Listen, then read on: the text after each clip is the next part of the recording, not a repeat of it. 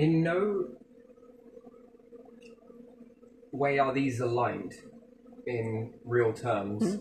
If we were to look at the planets as they are, they're not aligned in this manner because they tend to wax and wane anyway, but still. So a nuclear powered device would be probably beneficial, but who knows?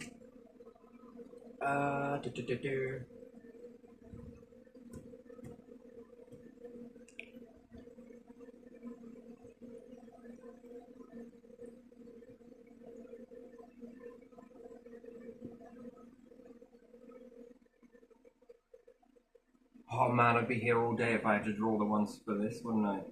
With their little shepherds.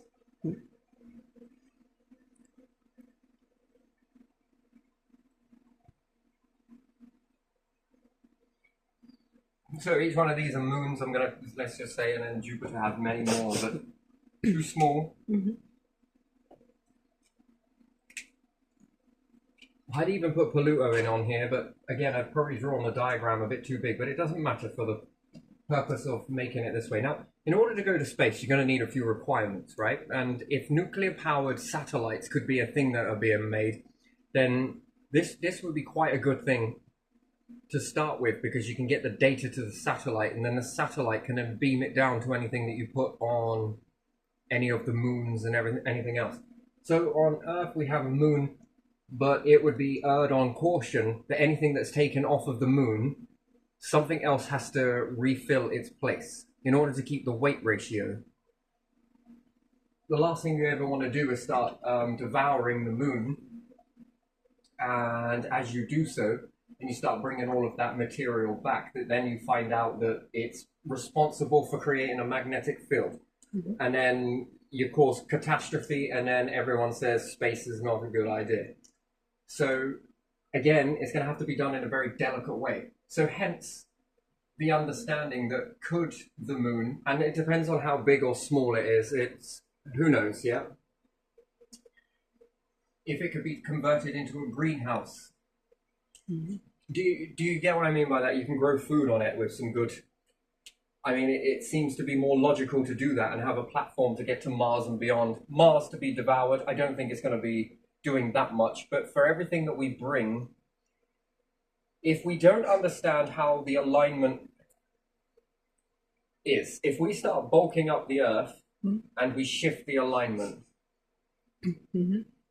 that wouldn't be a very good thing. Now, we could only imagine that Mars has Olympus Mons on it, and we've got Phobos and Deimos, and we can assume that it had a active core and a magnetic field and a moon at some point, and plus then we've got the debris that lay in between.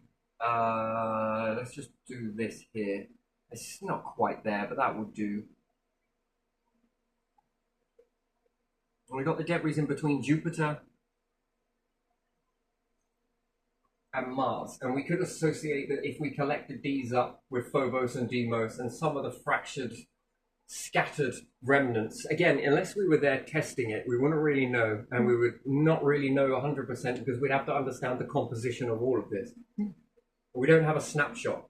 It's safe to assume that there was a moon of quantable size around Mars at one point, which contained Phobos and Deimos. Now, whether Phobos and Deimos are a remnant of an asteroid that smacked into a moon, this caused the scattering of this here, not too close enough to Jupiter to make a ring system, unlike Saturn.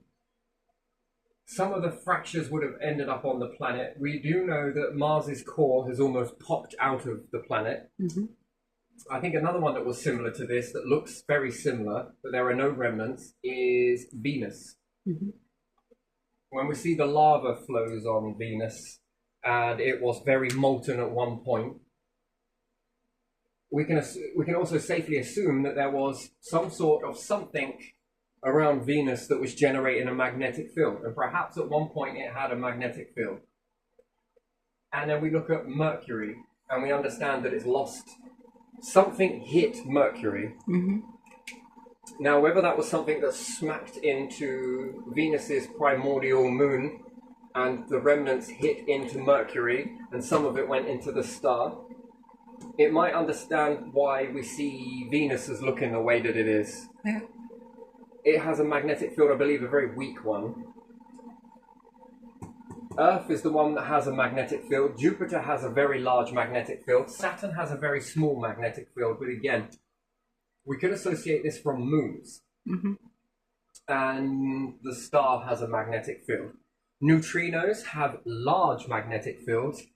But the neutrinos, if we could see how many planets they have lining up against them, I'm pretty sure that a neutrino has the most amount of planets around it. Yeah. And I think that this stretching and squeezing is partly responsible for getting the star to become hotter. Much, much hotter. More heat, more pressure, more elements build up, and it could cause this to implode in on itself if it has more planets. So the more planets that you have, the more of a magnetic field. The magnetic field, it just buckles what the... cause it to collapse inwards as most stars pop outwards. Mm-hmm. So in, out, light, dark, black hole, white hole, star. Stars like to be separate. They don't like to be too close, although they're binary, most of them. They still like their distance. They also like neat alignment around them. You can say this with black holes too, that they like to have a neat sort of ratio of an alignment around them. Mm-hmm. But that's only because we're looking at it now. Mm-hmm. We have not been around long enough. History books are tenuous at best. There's not actual what's myth, what's fact. It's very difficult to know. And we've only been around for point A to point B to not know what goes on with black holes in galaxies. Mm-hmm. Now, they could like to eat now and then, and eating being anything that, and they might slip in a few stars that might fall into its gravitational pull. Who knows? But most of them will orbit around and miss. But is that because the black hole is already gorging on something and is already distracted because we can't see inside it, and it's already pulling apart things? It's moving things apart. Can I pick this? Oh yeah, now I'm able to pick this apart. Okay, I've gobbled that. Now, next, quasar. Who knows? Mm-hmm. But because we've only seen it from point here, and our awareness only began to really peak around this point here, there's a lot of information that isn't known. Yeah. And then even then, we haven't been around long enough. These have been around for a lot longer than we've existed, to be fair. They shouldn't really go up to here. But because they've been around for a lot longer, we haven't seen it in that ratio to know, did it behave differently? Yeah. Does it behave like this? But yet, we've only been around from here to here, so that's like only seeing it in that ratio. If we've been around longer, we might see it do a change, and we might see it do something, but because we haven't been around long enough, we haven't seen it. So we infer a lot of things, but we must err on caution, question mark, do we know the full picture? To come into something like this and say, the universe is exactly like this right now. Mm-hmm. And that's naive to think that. Whereas it could be on a wave or a cycle of its own. Yeah. But because we haven't been around long enough, we just don't know. Mm-hmm. Again, with the planets. Okay, our awareness come up to about, from here, we only really started looking up. And even then, we had a lot of belief systems to untangle. So to see things in the night sky might have been other things, but with a mythologic and a sort of religious understanding, we're going to look at that and apply a lot of belief to it. Then it gets twisted into, whereas if we know now, what we know now, if they knew it then, they would be able to identify that correctly without a lot of beliefs and noise and mess around it. So there's a lot. There's a lot of stuff that's like this, and because, you know, we would have to have been in existence from here and be aware at this point to this point to be able to then understand this to this, which would then show us that black holes do something in a certain period of time. They could go on and gobble up a lot of stuff in that meantime, and then are trying to pick apart this stuff to reverse what the stars do. Push this stuff together, black holes. Yeah, I'm going to pull you apart. I'm going to go in reverse order. Again, that is an assumption. Not correct, and it doesn't mean that it isn't. It's a good guess, is the only way to really put that out there, yes? We always must err on caution, again. So we can look at what goes on and the logic of it, that it always seems to be a reverse of something. Yes? Yeah. So stars, it appears, are banging things together, but there is a lot flying out of the star, and the star doesn't appear to get any smaller. So how can it be getting bigger when there is no more nebula around? There's no nebula. Why is the star getting bigger? So that means that it is eating something that is invisible to the naked eye, and something is coming into this, which may appear to be nothing, but it seems to be something because the star is expanding. And then when we look at neutrino stars and we understand that they turn into black holes, we then understand that perhaps neutrinos are pushing in too much of this invisible shit that we can't see, and the implosion happens rather than explosion. And this invisibleness turns into something that's visible, but indirectly visible, meaning that when it implodes, everything sucks into it. That then allows you to observe that the invisible just did something that was not expected. And then we see that black holes seem to run on magnetism, magnetic fields, to reach the middle of the particular galaxy that they're in. So there seems to be a mechanism at play. They almost seem to me, if you could see them, they look like spiders on webs, but magnetic webs, magnetic fields. They seem to try and find they're almost running on a current that is taking them to the center of the galaxy, the center point. And they seem to whiz in a very strange pattern over. And they might eat along the way, don't get me wrong, but it's more likely that stars have the magnetic field that seems to flip and maneuver around to push them away. There is a slight mechanism to it, although it isn't fail-safe. It appears to be. Black holes, stars take time to evolve. A long-ass time. Creation is always long. But destruction in black holes is also creation in reverse. It's retro creation, but it's still creation, because where is creation looked at? Stars or black holes? It makes you very hard to understand who is actually creating. Which way's forward in evolution and which way's backwards. It's the only way to really see it. And then you understand that both parts are creation.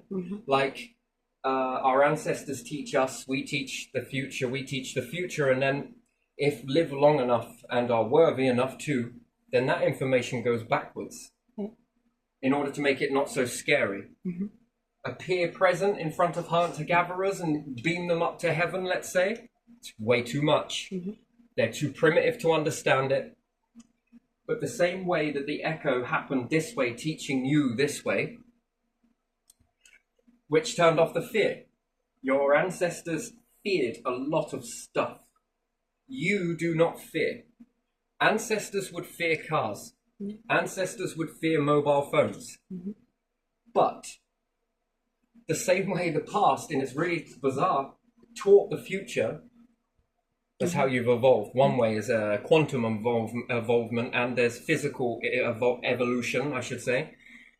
Planetary evolution, life evolution, the whole sustained life, planet evolution, black hole evolution. It's very bizarre. So going one way, teaching them, turns off the fear, and then you know how to teach backwards. One rises up. Which way is forwards? Forwards? The start being forwards, or now going backwards was forwards? So when humanity reaches a point, you'll do some things if you make it in the future that open up a door. All of this speculation, is there? Isn't there? What's beyond this? Well, you maneuver to it.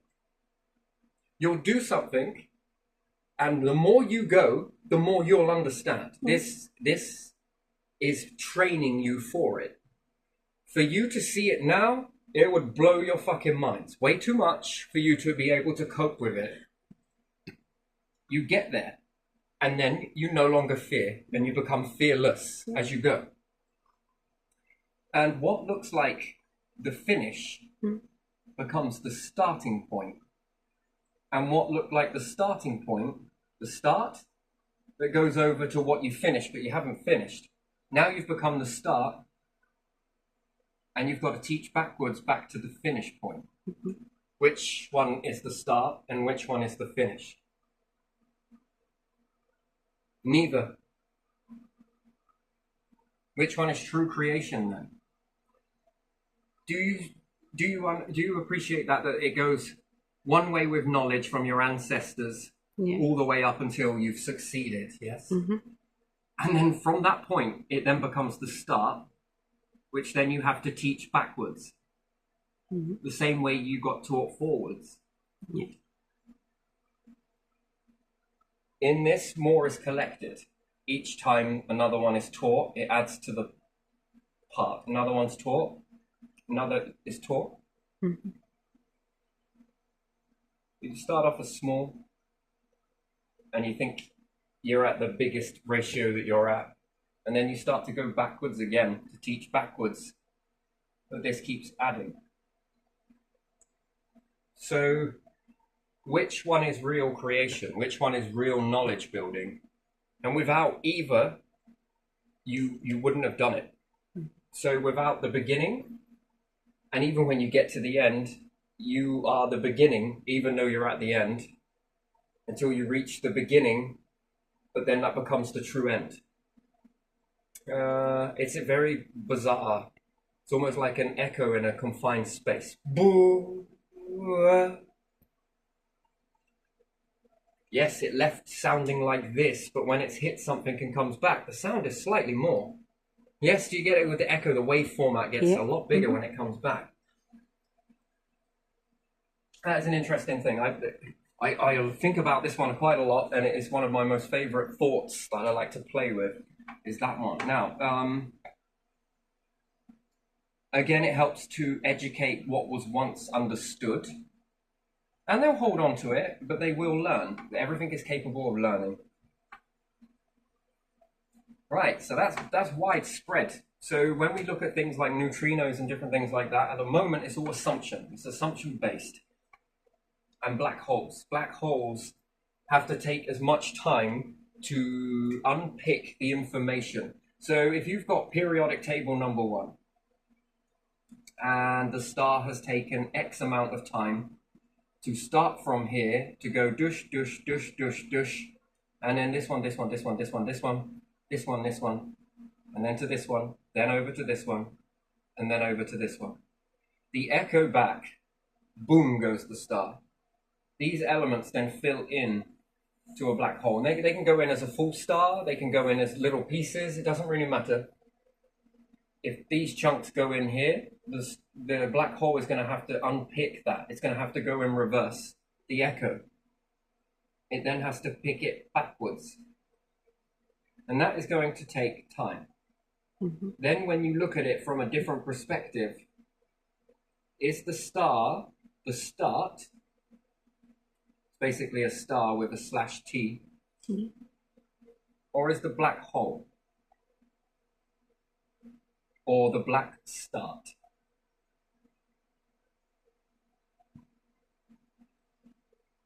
Because it is going to pick backwards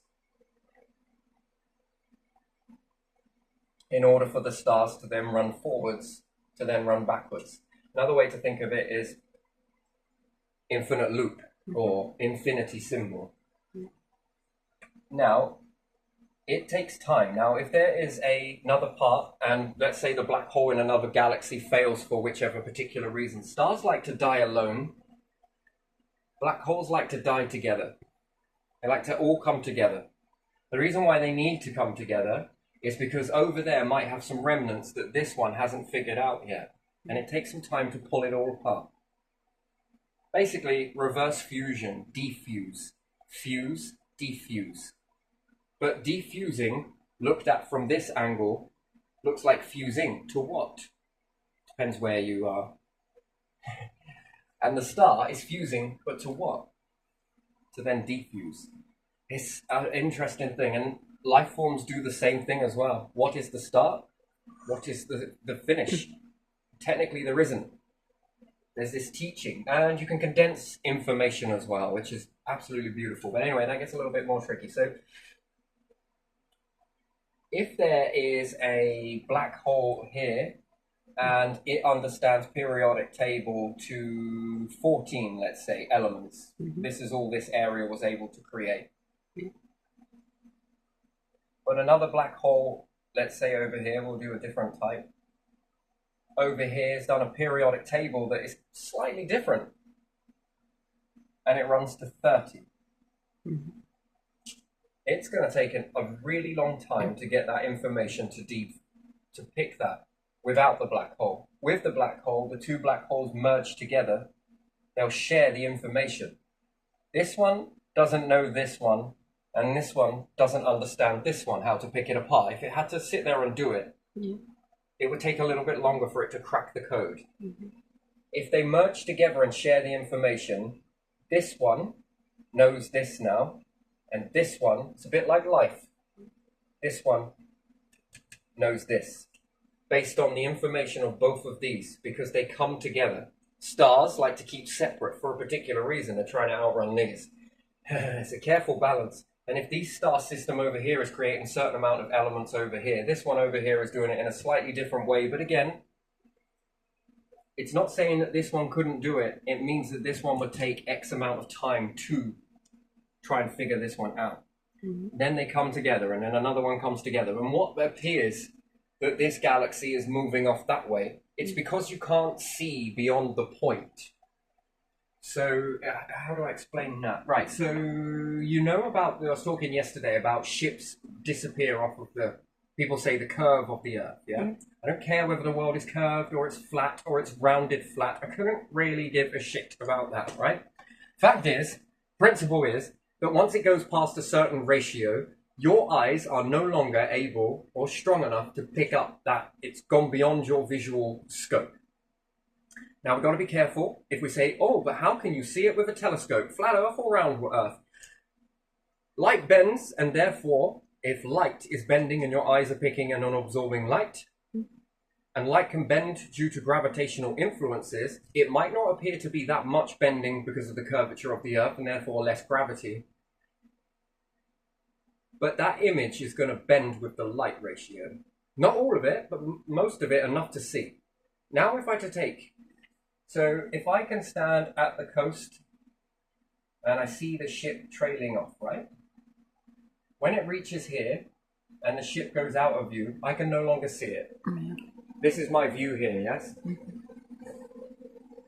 And then science may say that the ship has gone over the curve, yes? Yeah.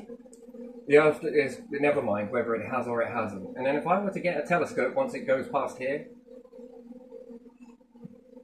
and I was to look, and I were to zoom in, I can zoom past that viewfinder because the telescope view is over here. Now, as long as the ship hasn't gone beyond here, I can zoom that back in and I can see it again. Without my eye, telescope, camcorder, I can't see it. With it, I can see it. Without it, I can't see it. And then it will go out of range and the ship will once again appear to dip below the horizon again, or whatever you want to call it, and it will disappear. Then if I brought big bad boy fucking Hubble into the equation, my viewfinder is going to be somewhere over here, yes? And then people will say, well, what if the world's curved? You shouldn't be able to see around a curve. Light bends. Unfortunately, that's a weird phenomenon. Like it or lump it, your eyes pull in this image off of light. You're seeing light. if you could make a camera that went full speed, it would reach a ratio where you wouldn't be able to see because it's flickering. So you know that videos are layers, series of moving stills, basically. Snip, snip, snip, snip, snip. How faster can you press those still frames? And even in those still frames, I can put up words inside it and subliminal messages and shit that you won't see it, but your brain will understand it. Perhaps not always as perfect. I often think reality is a bit like this. But if you could make something, take a lot of pictures, and then you're making a flip book, essentially. You are capturing pieces of light that are absorbing, and I think that invisible, I think it's almost like the Ring of Fire. I often hear Johnny Cash singing when I think about it. I've associated it with a song, is Let It Burn, the Ring of Fire, yes? I often see light as a ring of fire, attached to this nothingness that appears to be nothing. And it almost, something hits, the light hits into us, but the bit of nothing bounces off. And we absorb that light that smashes into it. And if the light is coming from over here and it's smacking into this, the light is hitting into that. The invisible shit that you can't see, the empty nothing, because the brain has been taught not to see it, the senses have been taught not to see it. Why would you want to see it? You wouldn't be able to see through the room. There'd be no point having any eyes.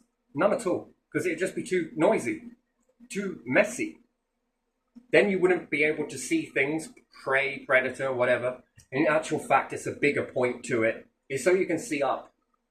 Then look at it and space is empty. If it appears empty, you'll fill it. If it appeared to be full, well, you wouldn't try and fill a space that was full, would you?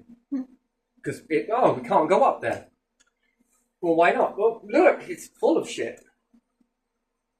And in the day, it almost appears to be full, doesn't it?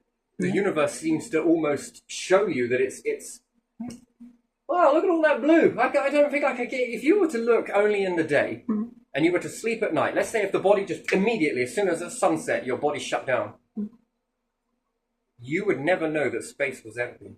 Because you just constantly look at the sky, and you would be like, oh, you can't get out. Look, it's a dome, glass ceiling. That's what people thought, wasn't it? Yeah, interestingly, they never made glass back then, but called it a glass ceiling, so there was a glass age. Pure and simple for me, that. Because where would you get that understanding from? So that means people were not accustomed to coming out at night. And probably predators were on the prowl at night, more so for early man, let's say, humans. So they probably didn't go out much at night.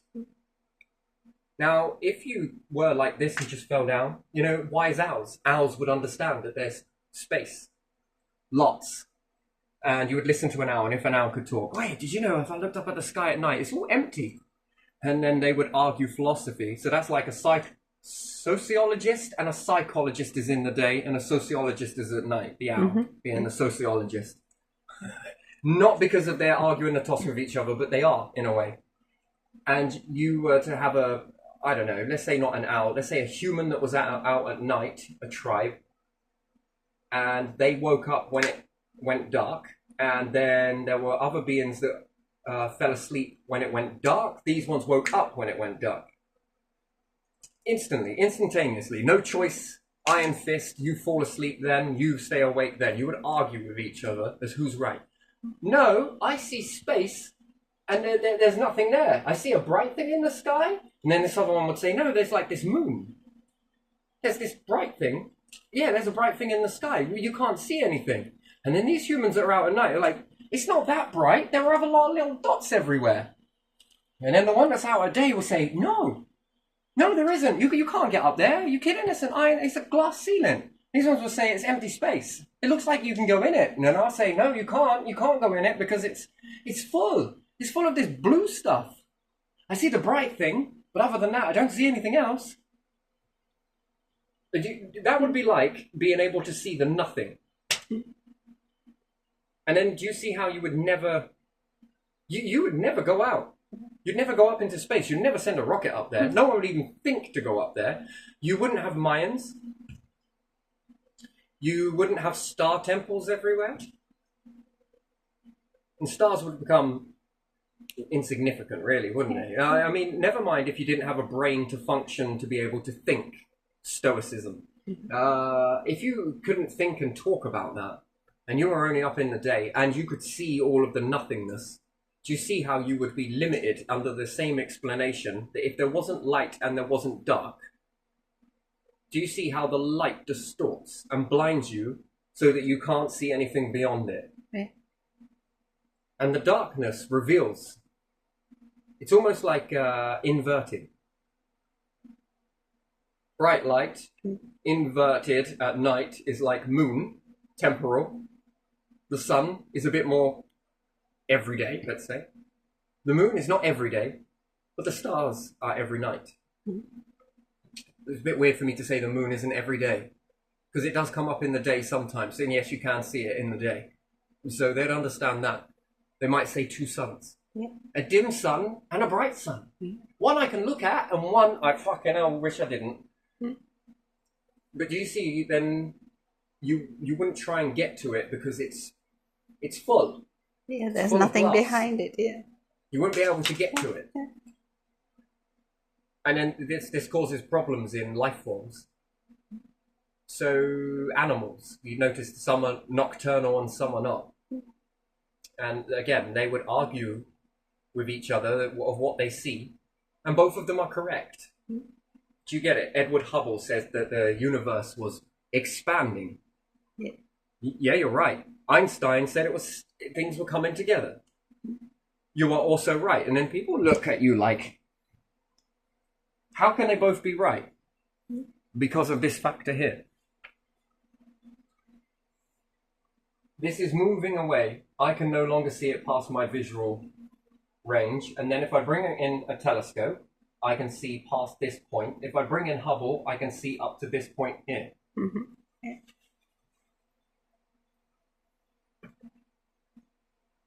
And if we take space, it's the same process, yes? Yeah.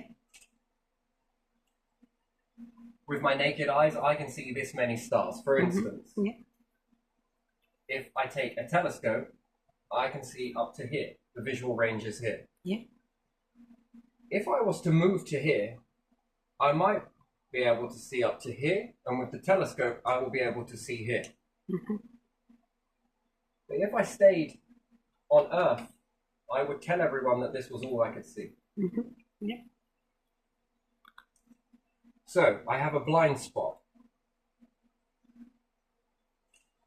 And my eyes are limited, and now, because of that principle, I also understand that my telescopes are limited. Has technology caught up yet? Oh, give it a good enough fucking go. I'll tell you, they're giving it a good enough try. Doesn't mean that they're not capable. It just means that we're limited. That's just the way it is. We have to, everything shifts our paradigm and our perspective, right? So, what looks like a galaxy here is going this way. From your perspective, it looks like the universe is expanding.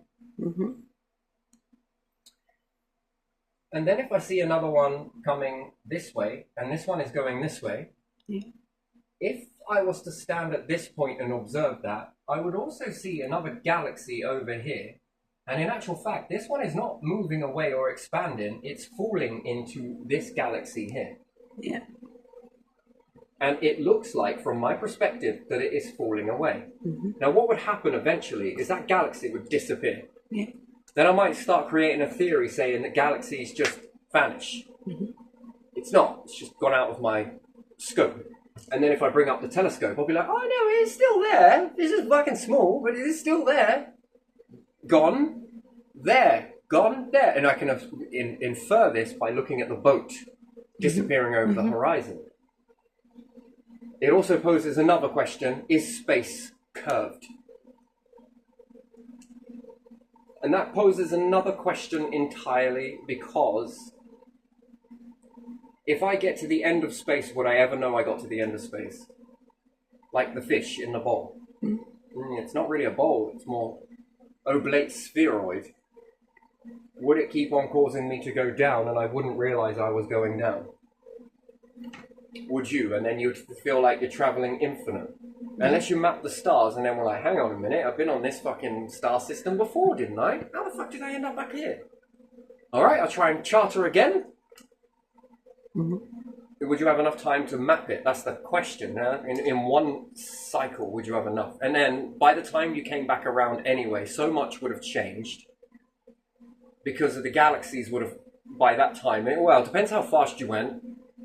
If it was, let's say from point here, and we'll say this is the universe, let's say, to point here and back around again to this point back again. If it was done at a slow progress, because you wouldn't be able to see past this ratio here, a lot would have changed. By the time you got here, you wouldn't be able to see that a lot has also changed now over here. It'd be like painting a bridge, a really long bridge. You start painting it, off you go, and it takes you several months to paint the entirety of the bridge. Then you travel back on the bridge and you're like, hang on a minute, I could have sworn I painted this side. But now it needs painting again. Hold on a minute. Yeah, you have to start over. So you now have to start over again, right? Because it changed in such a way. It didn't look like the obviously finished painted. But yet, if you were to drop off devices as you went, and again, speed of light now limits you if this was traveling at the speed of light. How long would it take for a speed of light to get around the whole of the... So do you know, it's like almost nigh on impossible, a bit like the fishbowl, to be able to map the circumference and be aware of the changes unless you could calculate the changes. But even then, whilst you're limited here, you'd have to be able to see the entirety of it. And then how do you know that you've got to the limit of where you're at to the edge if you can't see it? It's such an illusion, really. And then there's so much change. Everyone sits there and says, oh, we're so scared of change. We're so scared of change. When we put up a house and we keep the walls exactly the same and we're not aware of the change, although we look at seasons. People are like, oh, that's my favorite season. I actually like them all. I love the way it transitions from season to season. That's beautiful. And I'm loving winter as well as the spring, and I'm loving the summer, and I love it all. I just like the way it all changes. I like that change, that system there. It's the same with the universe. It's changing. And then by the time you've got from one side to another, how many stars have exploded in that time? How many new stars have formed from the nebula? Do you see how you need so much computer processing power to even be able to map it, to then be able to calculate it? And by the time you're calculating the stuff you've got, you'll overload your processing power because you've got more data coming in per you're moving, and it's got to hold on to a lot of information. Never mind that, it's holding the information, but it's now got to try and do calculations. It's got to try and guess how that's going to move and where it's going to go, and your models can be wrong, not because they're wrong, but they can crash, they can overload because there's way too much data coming in.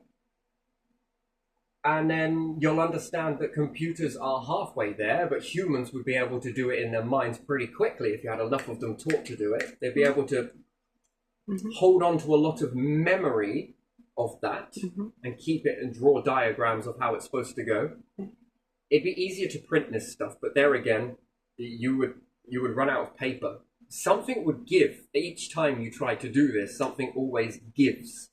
No matter what you throw into it, you need a lot of humans to memorize and partly memorize it, and they're taking care of the evolving of this bit. And then you'd run out of people. Combine both of them, the computer and people, and you still reach that threshold of there just not being ever enough. And then is there enough time to map it all? So perspective is a weird thing, and to say that we see it all from where we're at now, yeah, you do, but you're seeing one part of it. What makes it more healthier and more approachable is if you have life forms in each of these boundaries. It keeps you all far apart as well. Well, I can't see any life forms over there. Yeah, you haven't seen them move any stars, and I can tell you why. Because it's out of your visual spectrum. And the Earth is calculated to what you can build. Then there's the time in how quick this growth occurs. By the time you've even caught up, they've moved margins away. And that's one of those things that is the conundrum of the universe. I think it's beautiful. But yet, when you all come together, all of these life forms, and eventually you've been around long enough that when the galaxies start coming together, some are looking like they're moving away from you, and it looks like it's expanding into the emptiness, which is Edward Hubble, yeah? You're correct. The fact is that if we sit there and go, job done, Edward Hubble, you're correct. That's it. It's expanding. And we leave it. And we don't do any more thought on it because we like the furniture, because we hate change. Then we accept that. But then Einstein is saying something. I swear, it's all coming together. I know it's in my theory somewhere. Absolutely correct. Again, the time ratio for two of these people to come together with one another, and for whatever reason, not enough time, perhaps different time frames between the two of them. Then you walk in as the medium. Me, myself, walks in as a medium, and let's just say, not being big-headed, just looking at it, and I take Edward Hubble's, and I take Einstein's. Even though these two forces, one's light, one's dark, one's light, doesn't matter. It's not about being evil, good, bad, or anything else. They are opposite forces to one another. And I combine them together. And what emerges is a new picture. Then I've listened to some people talking about flat Earth. I don't really care if it's flat, round, or whatever. It does the job. That's all it needs to do. I'm not really going to get hung up on whether it's flat or round, but I have listened and I took in a lot of your information. And although you were talking about the flat Earth, Eric Dubay, I think his name is, I can't be sure. Don't quote me on that. And if he hadn't have gone on his mission of explaining flat Earth, and I hadn't have sat down and took the time to watch it, hey, it's science at the end of the day, whether it's fiction or not. You like Star Trek? Fucking wonderful. There's science fiction, yes? And I take a piece of Eric Dubay's knowledge as well, and I look, and I think, I'm not looking at whether he's right nor wrong, I'm looking at his stoicness. That he's taken a piece of thought, and I remove the fact that I want to argue, or I want to agree. I don't want to do either. I want to know what your message is. And then he starts explaining this about ships going off the horizon. I look at that and I think, if you hadn't have gone on your little journey, Edward Hubble didn't go on his, and Albert Einstein didn't go on his, and we'd have shut him down because he's talking about flat Earth and everything else, rather than just let him have his freedom to talk about that, and whether it's real or not, who cares? But the fact is, that little matey there is not a scientist that I'm aware of, but he is creating science. He's bringing up some very interesting points. Then he talks about the Earth should dip down this much. And then I look at that and think, like bends. Like bends. And without even knowing it, with his stoicism, because that's what it is, he's a little stoic. Eric Dubay, I think his name is. He's coming out with some really good points.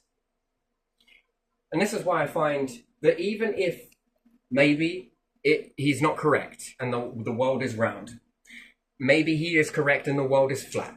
Doesn't really matter, right? We shouldn't argue with one another because of it. We should look, what can we learn? And I can learn from people who may be getting it wrong, and I can also learn from people who are also getting it wrong. And I could be learning from someone who's getting it right, and I could be learning from someone who's getting it right. Rounded flat is where it comes from. This is why I call it rounded flat.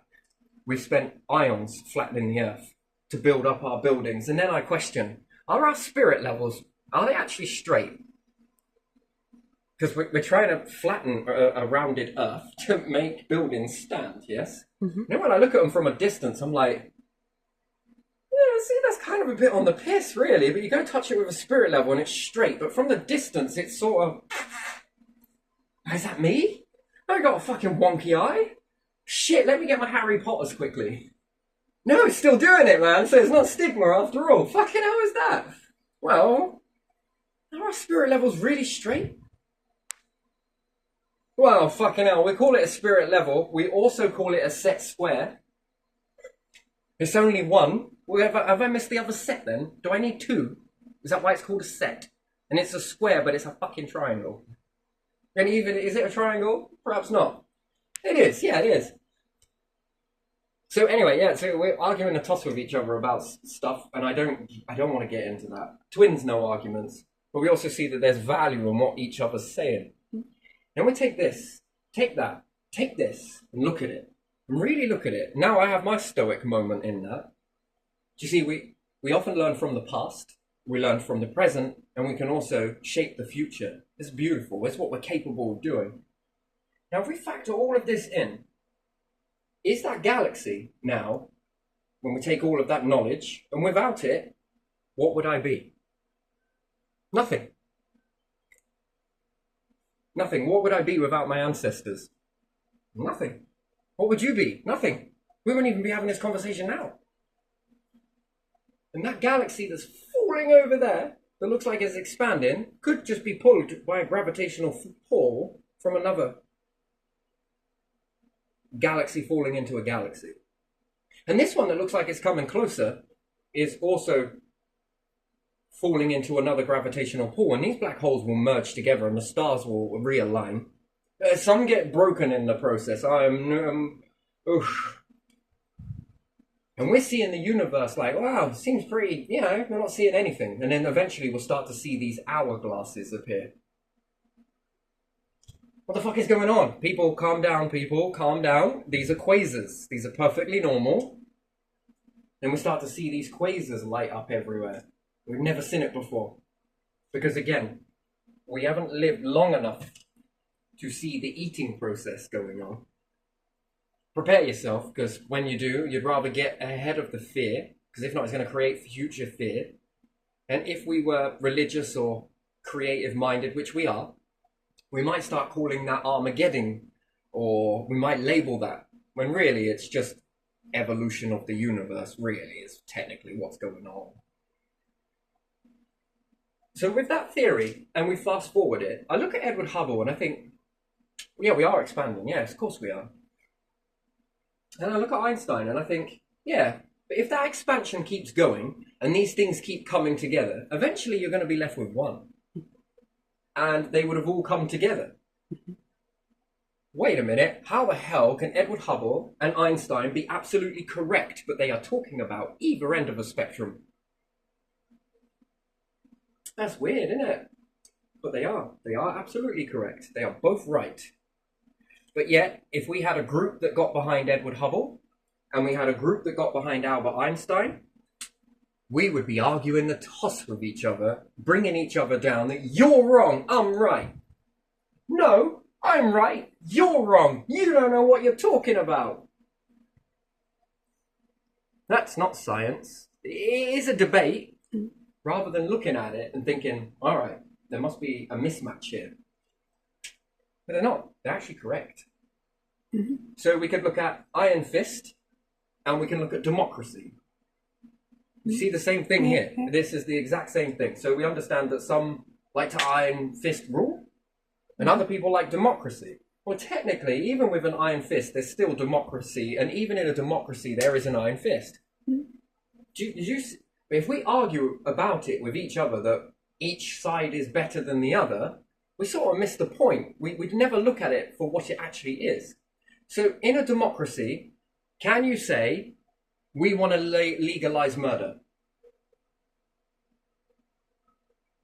That's no fucking way. That would never happen. Never in a million years. That it would be okay to murder people? Are you kidding me? No. There's no democracy on earth that would allow that. Doesn't mean that it isn't democratic. It just means that that is common sense, and that is fucking no. In a democracy, is it okay to let people believe that you can breathe underwater? Absolutely not. Common sense has to come in somewhere, right? Fucking no. And would democracy then say that we are democratic? Yes, we vote for these things, but these things? Absolutely off the fucking table. And wouldn't everyone in a democracy actually agree to that? And then Russia is Iron Fist, is it? Once it was ruled by Iron Fist, people will say control or authoritarianism. I don't know if it is. I think it's socialism, isn't it? Old Russia was socialistic. Russian Republic, is it? I don't really remember. Last century, yeah. Last century, yeah. Well, we're talking about the past anyway, because Edward Hubble, Albert Einstein, whatever. Yeah. And we look at that and we think, Is there democracy in Russia? Can you go and build a house as you want to build it? Can you paint inside your walls as you choose to? Can you make it any color inside your house you want? Is that freedom to choose? Can you go and live in the woods? Can you hunt if you want to? Isn't that like democracy in a way? That is, when you think about it, you have freedom in that. Mm-hmm. And the universe does the same thing as well. It also gives you democracy, Mm-hmm. but it also puts an iron fist on things. Do you see that when these two forces merge together, you get harmony? Mm-hmm. Yes, there's too much of one thing. Too much democratic would be like legalizing murder and legalizing bank robbery. That's too much democracy, yeah? Mm-hmm. And then iron fist would be too much iron fist would be you are not allowed to paint your house. Mm-hmm. Solar panels? Absolutely no fucking way, sunshine. Do you get where that would go too far and people would be like, well, what the fuck is that? So there's a fine line. The universe does the exact same thing. It gives you democracy, which is what's the democracy? Stay on the planet, do nothing. You've got a choice. Whether this choice is directly asked to people or not is a complete different story altogether. Can you leave the planet if you want to? Yes, you can. Can you leave the planet without a spacesuit? Iron Fist says no. Can you leave the planet and don't take no food with you? See, you've got democracy there. You can do that if you want to, but the Iron Fist says, but you're gonna die. Yep. Oh, but come on. I really want to... Can we vote about this, God? God's going to be like, absolutely not. We tried it. It didn't work. It causes problems. Everything else off the table is yours to decide. These things on the table is not. Why? Well, why do you think? It causes problems. If you think like an animal, and we put animals in space, they'll run towards stars. Bright, flashy, lovely, hit into it, douche, and die. And they'll think that they fucking teleported somewhere, no doubt. They have no thought. They're not being guided. Humans are. You've been sent thoughts. And you can catch hold of these thoughts if you want to, or you can just let them pass you by. That's your choice. But the ones that do hold on to them, doesn't mean that you got given this by God. No, not really, but you did, but you didn't. It wants you to build upon that thought. So it gives you something, a baseline, and you go, think about it. Build, build, build, build, build. So I've taken a little bit of a higher power, I've added a bit of mine, and now can I combine this into the quantum into the physical? And the answer is, yes, I can. And can I build with that? Yes, we can. Mm-hmm. Anyway, any of us can do it. Anyway, anywho. So this back and forth here, one way versus the other. Universe separating, yes. Universe also coming together, yes. But eventually, it expands outwards, and then it begins to come together. And it's very beautiful until you got the last thing.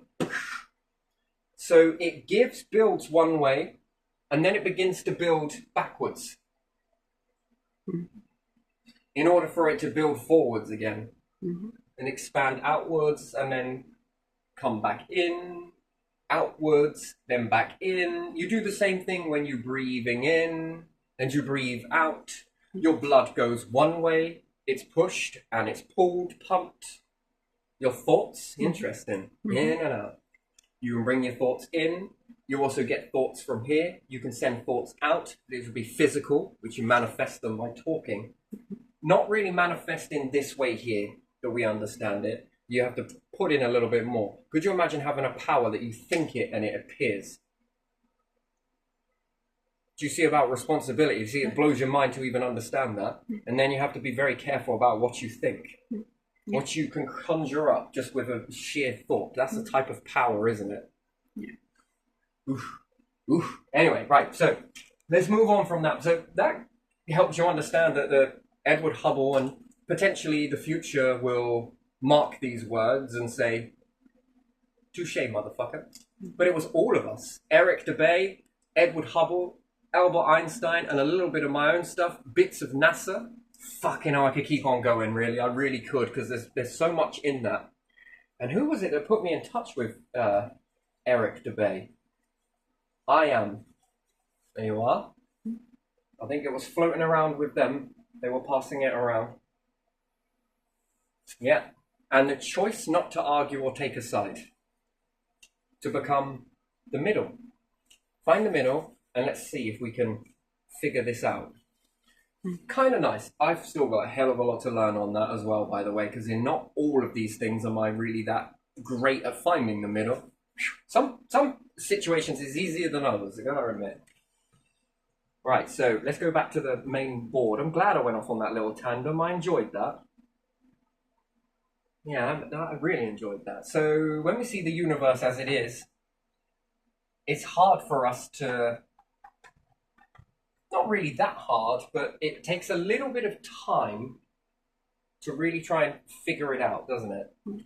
And Albert Einstein, if he had enough time, and he's absolutely right, without a shadow of a doubt, he would have figured that out.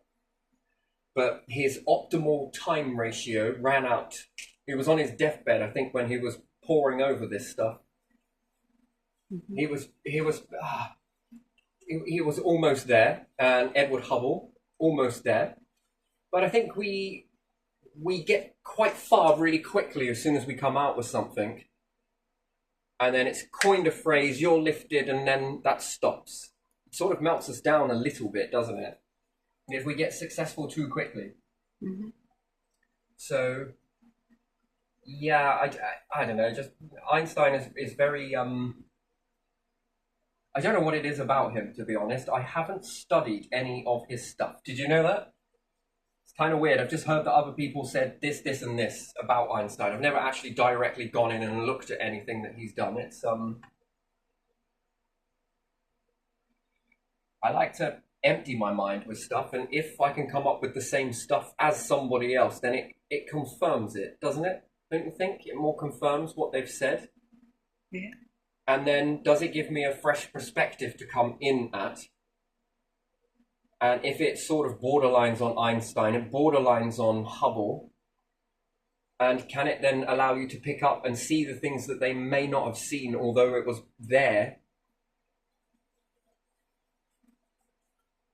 Maybe they didn't have enough flat earthers going out testing those sort of things back then. Do you get what I mean? So Eric Dubay, yeah, although I might not agree with flat earth or round earth, I don't really care. That's why I made the account of rounded flat. That's why. Rounded, who cares? Is it a disc? Is it a bird? Is it a plane? Does it work? Yes. There we are then. Who cares? Well, someone hid it from us. I don't really give a shit. What matters is if we move on and we learn something new. If it is flat, then it makes space fucking a hell of a lot easier. If it's round, we'll still be able to do it. Are there 5 suns in the sky? Who cares? Who really gives a shit?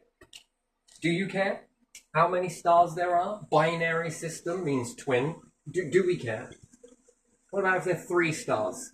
2 stars? Who cares? If there are, then does it work? That's the question. Anyway, so let's say if we were able to make a nuclear-powered probes and stuff. Mm-hmm. I can see you getting quite irritated with me right now, to be honest. So I'll speed this up.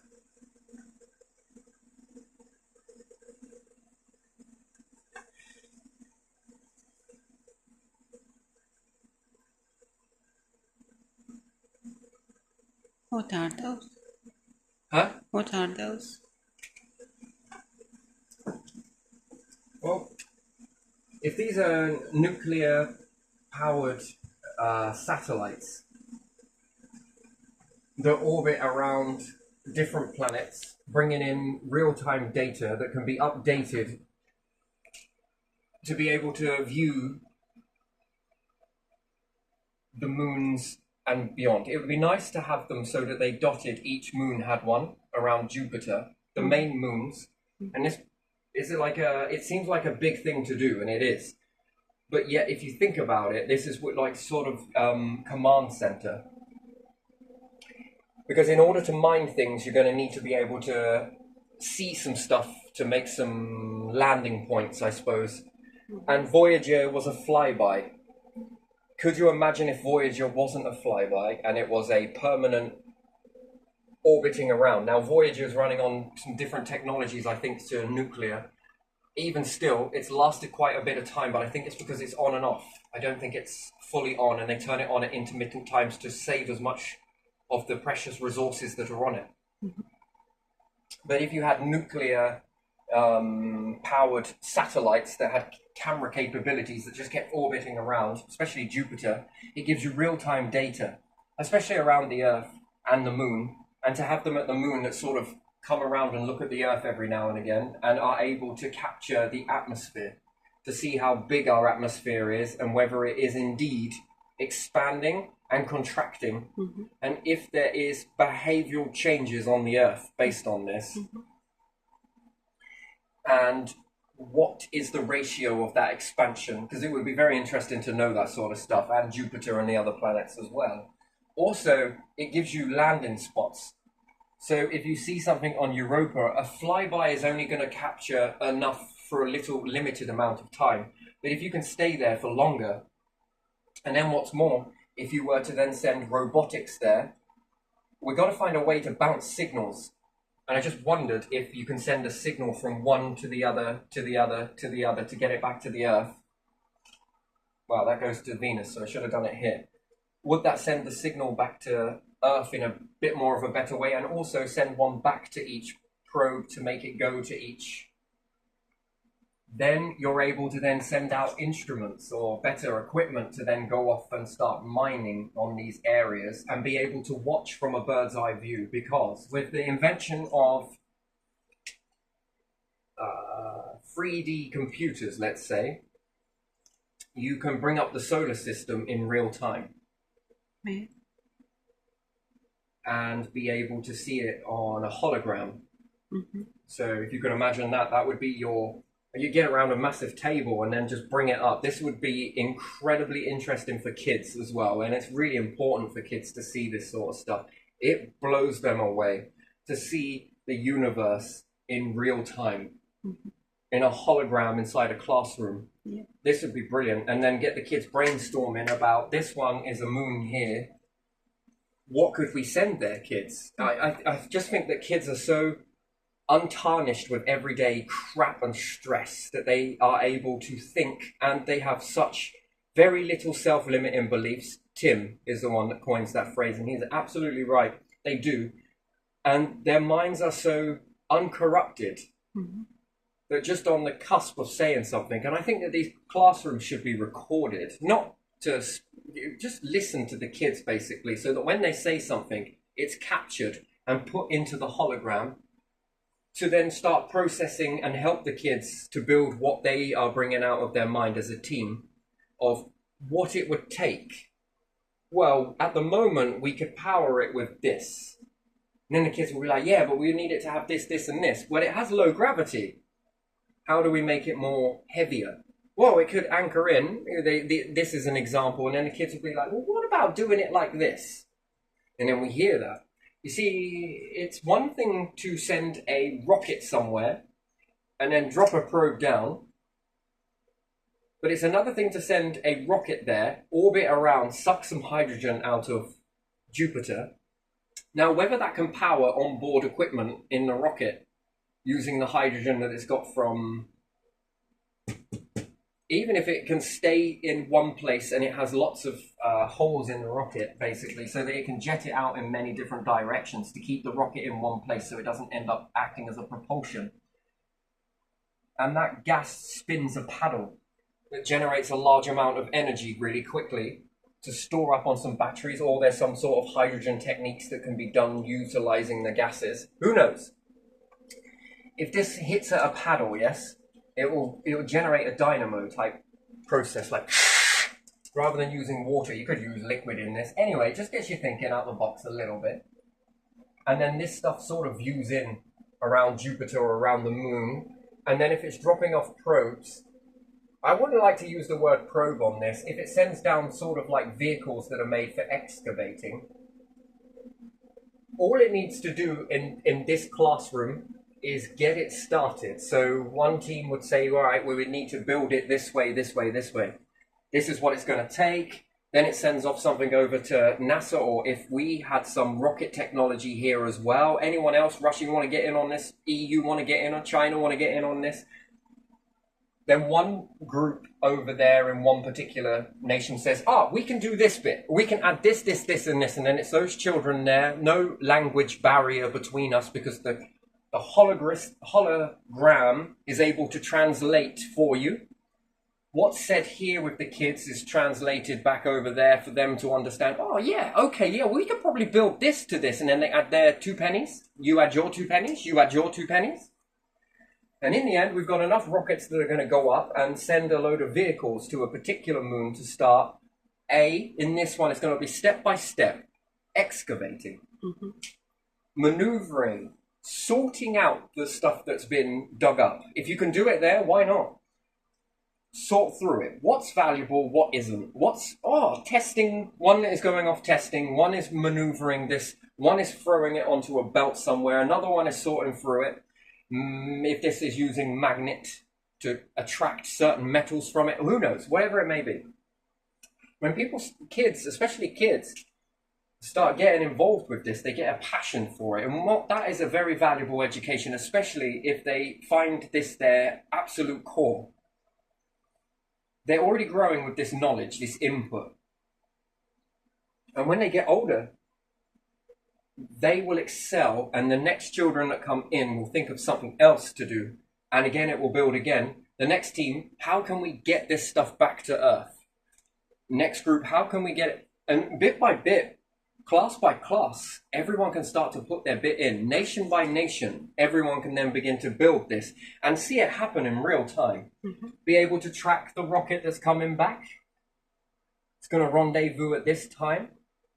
I mean, that would be such a hell of a thing, that you did something when you were a kid. That you said a load of stuff when you were a kid, and then 10 years go by, 15 years go by, whatever it may be, 20 years go by, you get to go and see what you first started off as a little tiny seed, actually manifesting on the earth as resources that start coming in. Yeah. 40 years from that point, you're seeing the world change because of some small steps that you did. Not just you, but your schools. Not just your schools, but your governments. Not just your governments, but everybody that worked towards it. Rocket technologies, NASA's, anything. Whatever, we're all getting involved with this together. Then, the most important lesson is that we've got to be able to share this if we all put in. And it doesn't matter if someone said a few words and added a few devices to it. We've got to be able to share this stuff coming in equally as possible. Share. And then that gives us the opportunity independently in our nations to have that democracy to choose whether we want to trade that. Hey, we're planning on making this. Does anyone want to give us some of this particular metal? Yeah, all right then. In trade for this one, because we're looking at building this with it. And then we get a bit more of a friendlier nation going on. It doesn't matter who we are, where we are, what we are.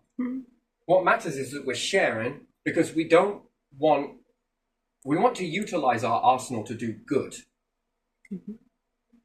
This is one project. What about another project that zooms in on the hologram? And I mean, this is great for technology. And again, we're going to need a massive database for this, so that everything that is said is recorded and put down into simple bite-sized how to build. Then when we need to send it, how much fuel we're going to need. All of this going into computers like this. And then we're going to need more computer processing power. So those computers, we need supercomputers in schools, basically.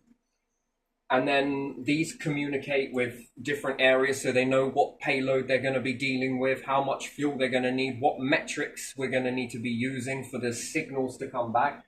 If we've got the satellites, we've got real-time information. Yeah. Then we've got potential hotspots. Maybe we should go there next. Next kids get to go and build another. Or we utilize these to maneuver over there. Depends on how they're being used. If it's solar panels, if it's this, if it's nuclear powered, if possible, that would be great, because then we could send them on a marching mission over to the next bit. They start getting it ready. And what's beautiful about that, if they're going to last for over 200 years, if we can make something that lasts over 200 years, it seems a bit extreme, but let's just say we can. Maybe it lasts 400 years. 400 years worth of this, the first class that put in 100 years from now, let's say. That put in the molars and the diggers and excavators and whatever else. They would still be working, and once they've finished this one, the next class has brought something else in to collect this. This has then been put up, and once it's going. It's not going to stop. And then these ones will go over to here and start molding over there. And then the next class that comes in is like, right, we can get this, and this. We need more of this, and this. And then the nations are like, you know what? We're able to start bite-sizely building up this technology. Then can we start to build farms? Can we then start to make food? Are we then getting in resources? If we've got salt water and we understand that this is how, we've got scientists on the ground looking at lithium. How do we make this shit? Well, we need some of this, some of that, some of this. What happens if we put some salt water over there with some of this mineral content over there? Do you think that if we heat it up with a magnifying glass from far away, do you think we could recreate that?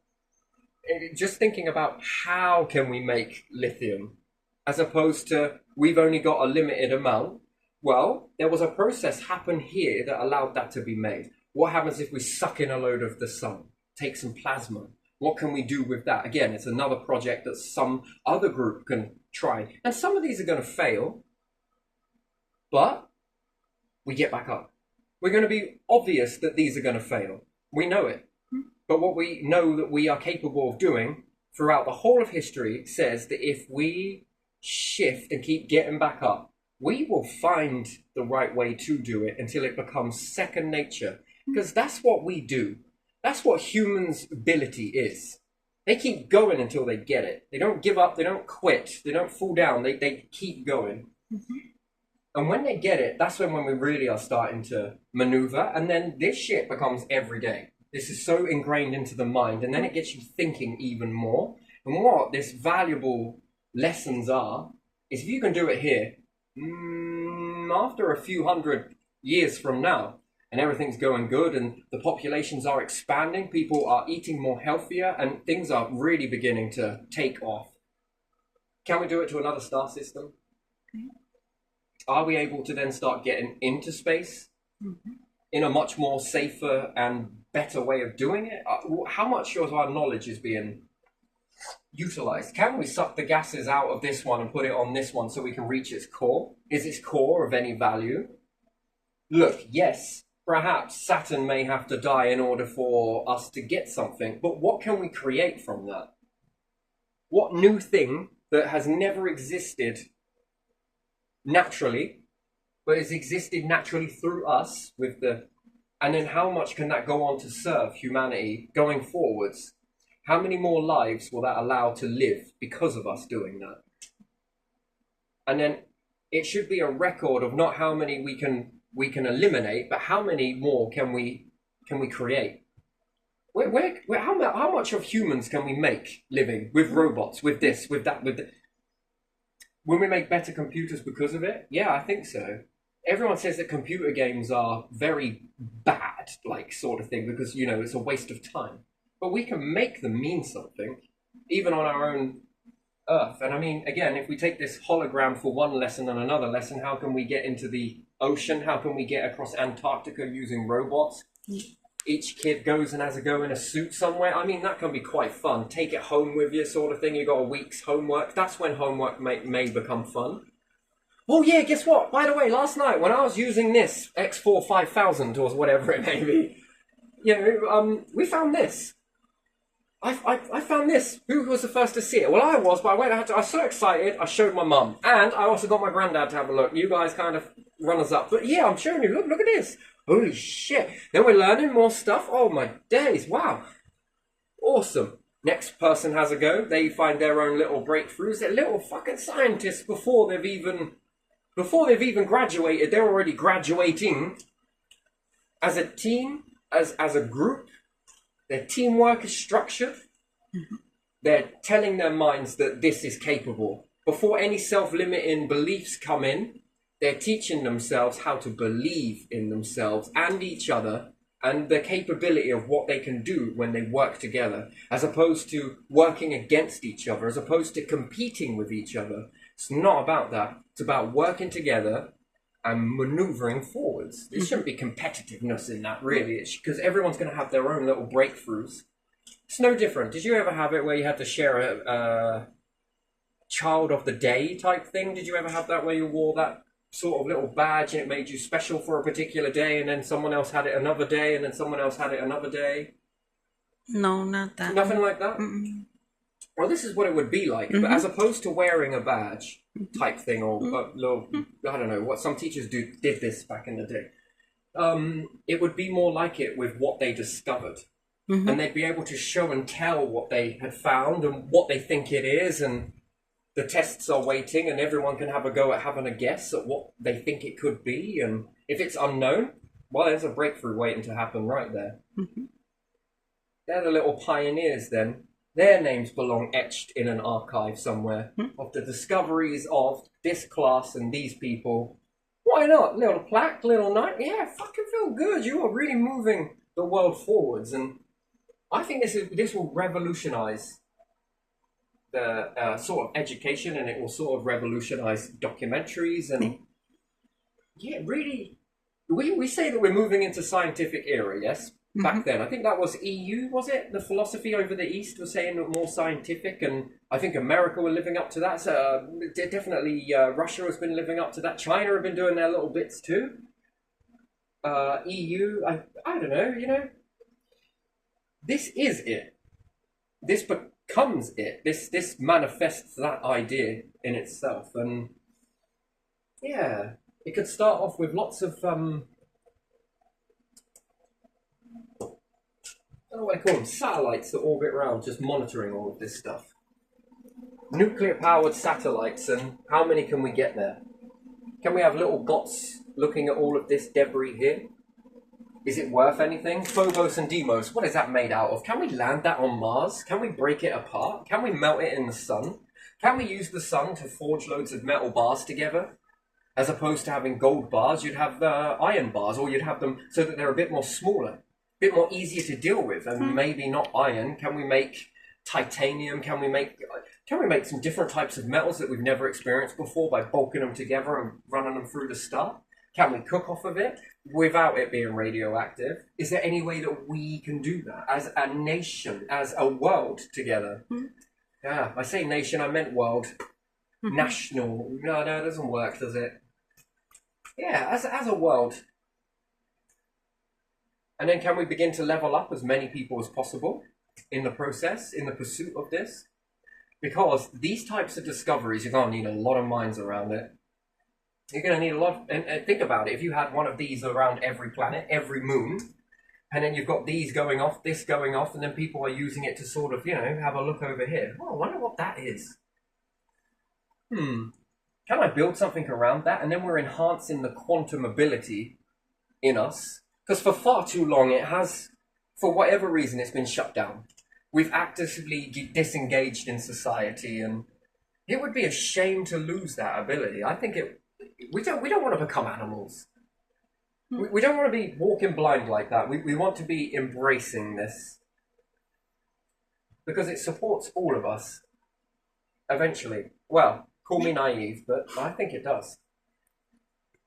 And then before you know it, you're recreating your own version of an Earth 2, let's say, that's more stable, no flooding, no problems, not too hot, not too cold, you know, Goldilocks Earth.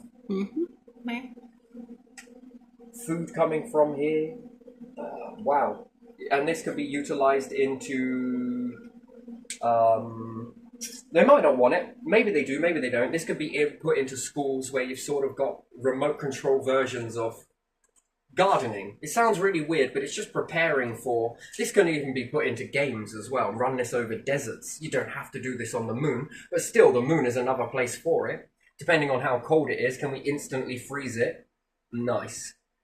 Is there loads of food up there? Can then we start creating oxygen in this, taking gases from Mars and bringing it to the moon and sort of utilizing that to grow food with? Then can we build habitats? Okay, maybe you can't live there for too long because there's just not enough oxygen, but there's enough there for us to go there for a little bit at a time, maybe. You know, it opens up an opportunity, and then eventually it becomes, maybe we start to grow giant redwoods on it. Pine, whatever.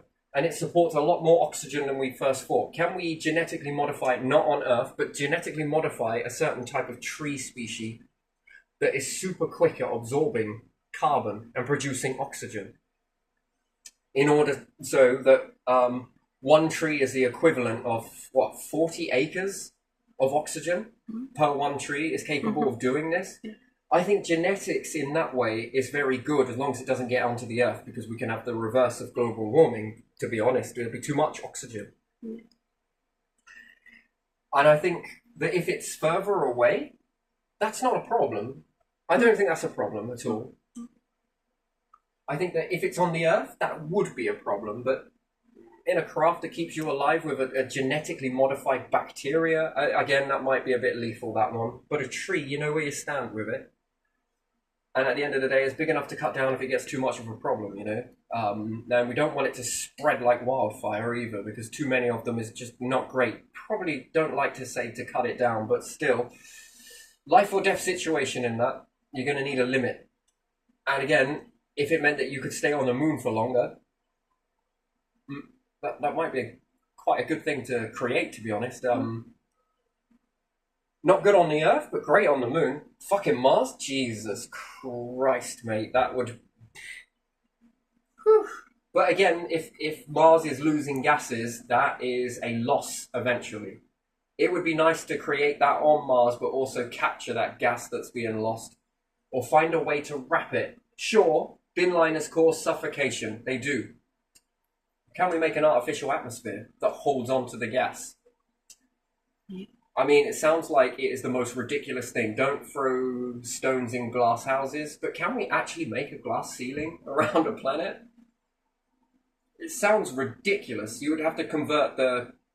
So we'd look at Mars and we say, oh, it's very sandy, isn't it? What happens if we were to hold a magnifying glass and orbit it around like a satellite so that it's scorching and creating a glass layer over the whole of the planet using the sand that's already there? Just thinking out the box a little bit. And then we leave a sort of hatch on it where we can put a few balloons on it. And then if we get into that hatch where the balloon is and put that over us, can we dig into it and then chuck out what we don't need from that? And then we're left with this glass dome over it that can hold on to moisture, that can hold on to gases. Not great, sure. Not perfect, but that's easy to achieve. And glass is everywhere. And it allows us to dig down deep. If we're going to mine that anyway. Put solar panels underneath it, who knows? I just want to think out of the box if we could melt the crust and turn the crust into glass. But I don't think that's impossible, to be honest. And if no one's living there, is it possible to do that? And I think it is. And then you create the atmosphere underneath that. And once you've got glass structure like that, trees are fascinating things. Their roots seek out moisture, and if they sweat it, then it will condensate on the glass. It won't look great, but you can have a fucking bot that runs across there with a squeegee on it. It's magnetically connected the other side. Again, this would erode after time, so probably not longevity on that. But still, and it knocked down the water, and rather it going back into the ground, you would want to have tubs on it so it runs off to the side. And if there's enough pressure in there, then the water won't separate, if there's water. But if it's going to be converting the carbon and the oxygen and there's hydrogen and there's a good amount of pressure, they should be creating liquid. And the tree roots, if they can grab out enough moisture in there. Even if they can't, then we can hydroponically put the trees into little glass pits, test tubes almost. And we can keep that water circulating that way. Where their limit is, who knows? But still, again, if we made genetically modified trees that were capable of converting that into faster oxygen production, not too many, because we also want to use some of that carbon to make food. I mean, it's future, but it's not stable enough. But if the glass is strong enough that it can cope with bombardment of meteorites, make it a stronger glass. Glass modules, although are very delicate, are easier to make. And again, they would shatter under meteorites, sure they would, but if these meteorites are traveling at that fast, don't they get very hot? Would they not be able to travel through the glass without breaking it and seal up? That's the question I got, because it's going to get hot, right? I don't know, but anyway, it's a strange old thing. You could make it out of a gel. But, you know, it's really good at self-sealing gel. As soon as it punches, it heals itself with the juices that are inside it. I mean, that's another possibility as well. It can hold the pressure, and anything that pops through it, automatically it dries instantaneously back into a flexible skin again. So no matter how many times you puncture it, as long as you've got enough liquids inside it, you don't want it to set. You want the outs. You want to think of it as a rice pudding. The rice pudding skin gets really thick, and you want to think of it like that around the outside of this gel. And as soon as it hits or reacts with any of the environment around it, it seals itself. It dries very quickly. And again, in space, drying. Yeah, sure, that liquid is going to run out, but you can keep on filling it from the inside, and both sides will then be like a waterbed almost, but instead of it being water that leaks out, it instantaneously seals over. Now that would be an interesting thing to make.